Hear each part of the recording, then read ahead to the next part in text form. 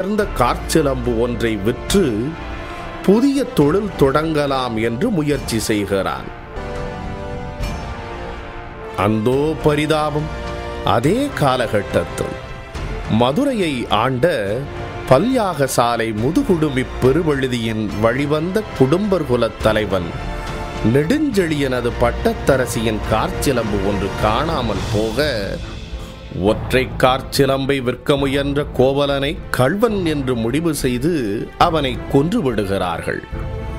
தன் கணவன் கோவலனை கள்வன் என்று பொய்யாக குற்றம் சாட்டி கொன்றுவிட்ட சேதியை கேட்ட கண்ணகி வெகுண்டெழுந்து பாண்டியன் நெடுஞ்செழியனிடம் தன் கணவன் கோவலன் கள்வன் அல்லன் என்று நிரூபித்ததாகவும் பின்னர் நீதி தவறிய மதுரையை எரித்ததாகவும் வரலாறு சொல்கிறது. அறநெறி ஆட்சி நடத்திய குடும்பர் குலத் தலைவன் பாண்டியன் நெடுஞ்செழியன் தன் ஆட்சியில் நீதி தவறிவிட்டதை உணர்ந்த அடுத்த நொடி தன் உயிரை துறந்தான். கிபி முதல் நூற்றாண்டில் சேர இளவரசர் இளங்கோவடிகளால் எழுதப்பட்ட சிலப்பதிகாரத்தில் வரும் இக்கோவலன் கண்ணகி கதையை தெரியாதவர்கள் தமிழர்களாகவே இருக்க முடியாது. பெரும்பாலும் புராணங்களிலும் பழங்கால காப்பியங்களிலும் கூறப்படும் கதைகளும் செய்திகளும் வெறும் கற்பனையே என்றும் இட்டுக்கட்டி கூறப்படுபவை என்றுமே இன்றைய நாகரீக மனிதர்களால் நம்பப்படுகிறது.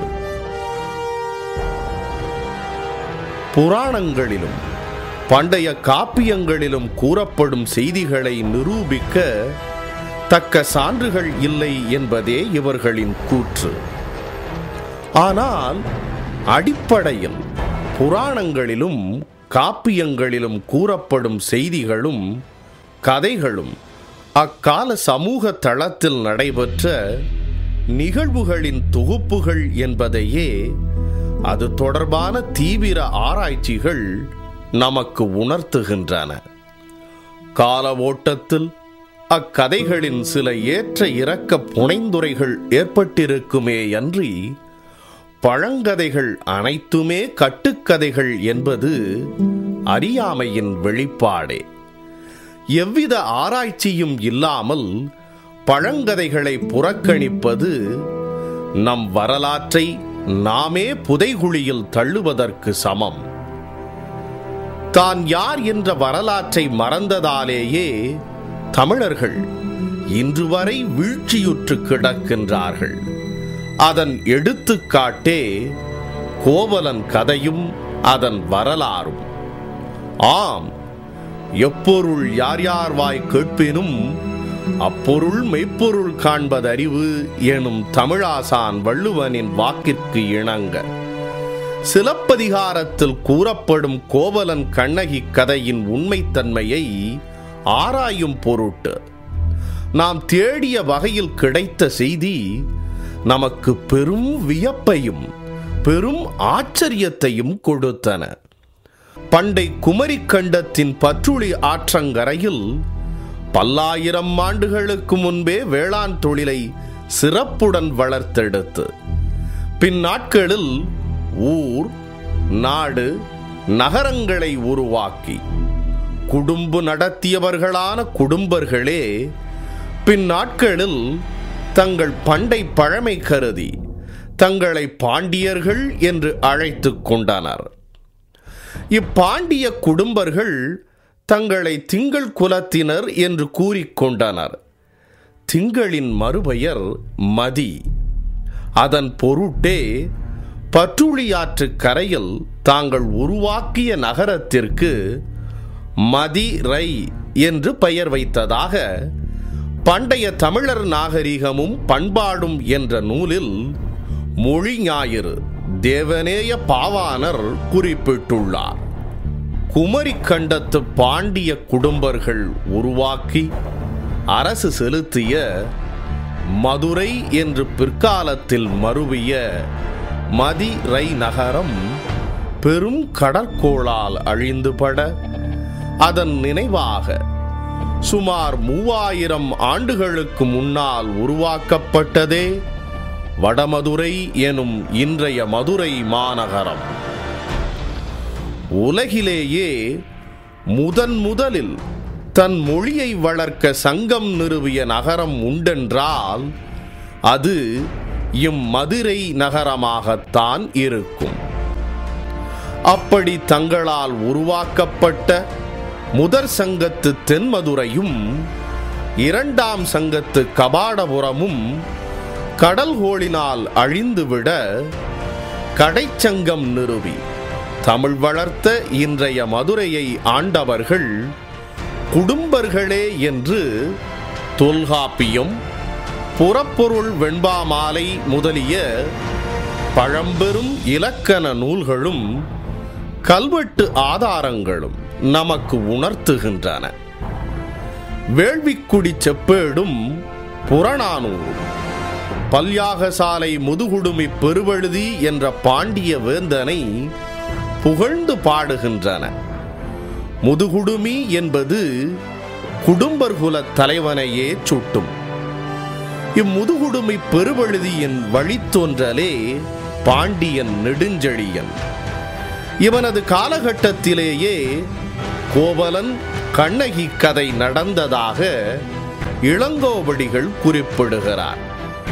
சுமார் 2000 ஆண்டுகளுக்கு முன்பு நடைபெற்றதாக சொல்லப்படும் இக்கோவலன் கதையை மெய்ப்பிக்கும் சான்றாக இறந்த மக்களை புதைக்கும் இடுகாடு ஒன்று இன்றைக்கும் மதுரைக்கு அருகே உள்ளது.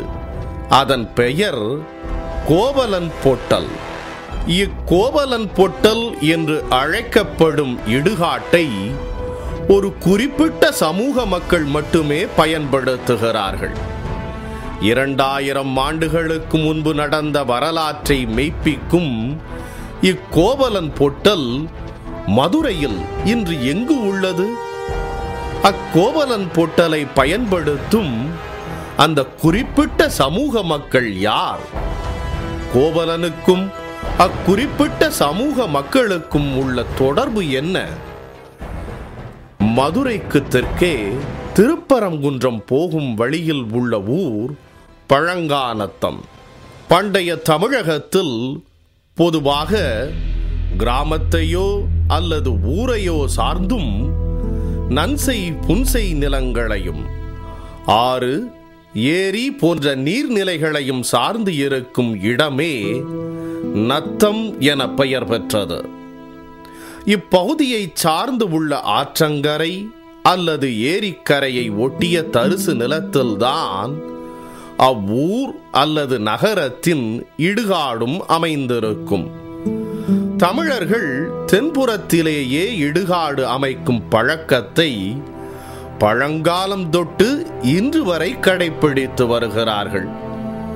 அப்பழங்கால நியதிப்படி மல்லர் மூதூர் என்று மல்லர்குல மக்களின் பழமையான ஊராக சங்ககால இலக்கியங்கள் போற்றும் அன்றைய மதுரை மாநகரின் இடுகாடு இன்றைய மதுரைக்கு தெற்கே உள்ள பழங்கால நத்தம் என்ற பகுதியிலேயே இன்றும் உள்ளது. இப்படி தொல்பழங்காலத்திலேயே மதுரை நகரத்தின் இடுகாடாக இருந்து இன்றைக்கும் ஒரு குறிப்பிட்ட சமூகத்தினரால் பயன்படுத்தப்படும் இடுகாடே கோவலன் பொட்டல் என்று அழைக்கப்படுகிறது. சிலப்பதிகார கதையின்படி பாண்டியன் நெடுஞ்செழியனது பட்டத்தரசியின் காற்சிலம்பை திருடி விடுகிறான் அரண்மனை பொற்கொல்லன். இதை மறைப்பதற்காக திருட்டு பழியை கண்ணகியின் கால் சிலம்பை விற்க வந்த கோவலன் மீது சுமத்தி நெடுஞ்செழியனிடம் முறையிடுகிறான். கடும் சினத்தில் இருந்த பாண்டியன் நெடுஞ்செழியன் கோவலனை கொண்டு வா என்று கூறியதை கொன்றுவா என்று தவறாக புரிந்து கொண்ட அரச அதிகாரி கோவலனை கொன்று விடுகிறான்.